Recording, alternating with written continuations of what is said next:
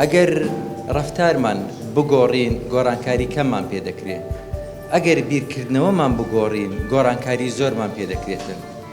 میهرەبانی بیرکردنەوەی گۆڕیا قیامەت و بەهەشت و خێری ئەخیرەت و مردن لە ناو بەرنامەجی ژیانماندایە، لۆیە کە تانیتمان گۆڕانکاری گەورە بکەین.